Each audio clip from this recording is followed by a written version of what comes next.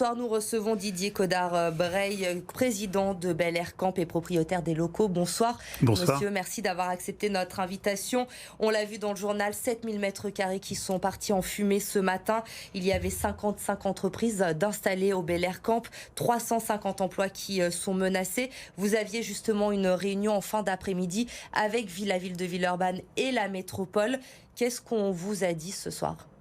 Alors, on a eu deux réunions. La première en tout début d'après-midi avec les services de la métropole et les services de la ville de Villeurbanne qui ont été excessivement intéressantes et actives.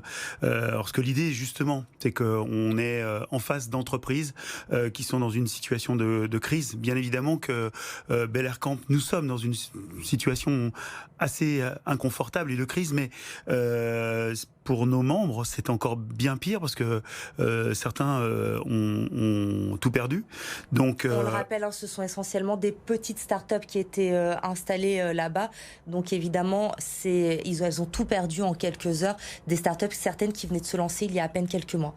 Alors, pas que, parce qu'il y a quand même, il y avait par exemple Technip qui était là, qui avait une 800 mètres carrés, donc c'était assez important. Mais on va dire que ceux qui sont les plus fragiles, bien évidemment, ce sont les start-upers, ce sont les entreprises, des jeunes entreprises, et qui sont souvent des petites pépites, mais qui sont dans une période de croissance où ils ont une fragilité assez forte. Et c'est pour ça que j'ai fait en sorte avec Pauline Sichet, la directrice générale de Bel Air Camp, de pouvoir très rapidement mettre en place cette cellule de crise avec la métropole, la ville de Villeurbanne.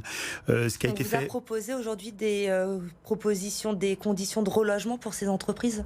Oui, alors on a, comme je vous le disais tout à l'heure, on a fait une première réunion avec les services et puis une deuxième avec l'ensemble des entreprises. Alors l'ensemble des entreprises, comme vous l'avez dit, c'est aux alentours de 55 entreprises, on va dire 50 entreprises qui sont réellement impactées. Et oui, ce qu'il fallait, c'était leur proposer quelque chose tout de suite. C'est-à-dire que rentrer dans le concret, avec des numéros de téléphone, avec des choses qui soient palpables, et ne pas faire des promesses. Je vais pas dire des promesses politiques, parce qu'il y a des promesses politiques qui se tiennent, mais souvent on sait bien que c'est souvent un peu long.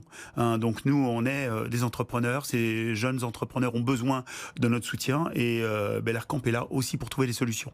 Bien évidemment, on ne peut pas faire ça sans la métropole, on ne peut pas faire ça sans la ville de Villeurbanne, qui ont été excessivement présents aujourd'hui et à nos côtés. Et quelles ont été donc ces solutions proposées par la ville de Villeurbanne et la métropole ? Il y a, je crois, des pôles d'entrepreneurs sur la région qui pourraient accueillir ces entreprises assez rapidement ? Oui, alors la première chose à faire, c'est avant tout de lister les entreprises, de lister leurs besoins. Parce que ça paraît simple, mais en fait, peut-être que les surfaces qu'ils avaient ou détenaient sur Bel Air Camp ne sont peut-être plus vraiment leurs besoins d'aujourd'hui. Donc, et puis, leurs besoins de crise, parce qu'aujourd'hui, on est sur un besoin de crise. L'idée, en tout cas, c'est que pendant 2 mois et demi, on puisse leur trouver une solution assez urgemment, en effet, de crise sur Villeurbanne principalement. C'est ce qu'ils demandent, pas trop loin de Bel Air Camp, mais on peut pas s'interdire aussi d'aller un peu plus loin parce que il faut trouver des solutions. Et ensuite, nous avons l'idée de travailler sur le bâtiment qu'on appelle nous Musset, qui est de l'autre côté de la rue, qui fait à peu près 6000 mètres carrés, où je pense que nos équipes pourraient en 2 mois et demi refaire un bâtiment qui pourrait on va dire, permettre à 80% des entreprises de revenir sur le site. Est-ce que dans la journée, on le sait, le feu a été complètement éteint ? Vous avez pu, vous, accéder au bâtiment ? Les entreprises aussi installées dans ces locaux ont pu aller constater l'étendue des dégâts ? Alors c'est une bonne question, parce qu'en fait, les entreprises, elles ne souhaitent que ça. Aller à l'intérieur du bâtiment, mais vous imaginez bien qu'aujourd'hui c'est une zone sécurisée, que aujourd'hui le feu peut reprendre, que des plafonds ou le premier étage peut s'écrouler.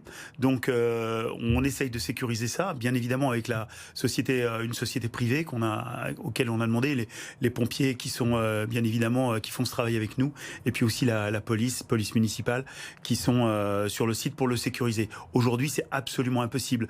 Il va y avoir une expertise demain qui sera faite par et les pompiers et les services de d'expertise des assurances, oui, merci. Et donc, je pense qu'on en saura un petit peu plus demain après-midi. Vous avez été prévenu très tôt ce matin de cet incendie qui s'est déclaré dans le Bel Air Camp. Est-ce que vous en savez un petit peu plus sur les circonstances de ce départ de feu? Comment il a pris? Alors, oui, a priori, c'est une personne... Enfin, pour moi, il est anonyme. C'est une personne anonyme qui aurait appelé aux alentours de 7 heures les pompiers. Donc, les pompiers sont vraiment mobilisés excessivement vite. Là, vraiment, je les félicite parce qu'ils ont pris des risques incroyables pour sécuriser une grande partie du bâtiment. À 7h15, nous avons été informés avec Pauline. C'est vrai que moi, j'habite sur la Mulatière. Alors, le temps d'arriver, vous imaginez bien, aux alentours de 8h moins le quart, 8h, ça a été assez terrible. Donc, à 8h15, on était présent, Pauline un peu plus tôt que moi. Et voilà, il y avait beaucoup de mal de fait déjà. Et une grosse partie du bâtiment était en feu, mais avec un feu excessivement puissant. Et là, on a bien senti que... J'imaginais pas personnellement que le feu était aussi fort et aussi puissant. C'est-à-dire que très clairement, notre grand bâtiment Bel Air 1 est pas récupérable. On a vu effectivement cette fumée noire dans le ciel. Beaucoup de Lyonnais l'ont aperçu ce matin. Mais à l'heure qu'il est, vous ne savez pas comment le feu a pris, si c'est une poubelle, comme on a pu le dire tôt ce matin, qui a embrasé tout ça. Vous n'avez aucune idée de ce qui s'est passé? Non, personnellement, je ne pense pas que ce soit une poubelle, parce qu'on aurait vu un feu démarrer de l'extérieur. Le feu, a priori, a pris à l'intérieur. Donc... Comment ça s'est passé? J'en sais rien, je ne sais pas. Est-ce que c'est un acte de malveillance? Vraiment, je suis incapable de le dire.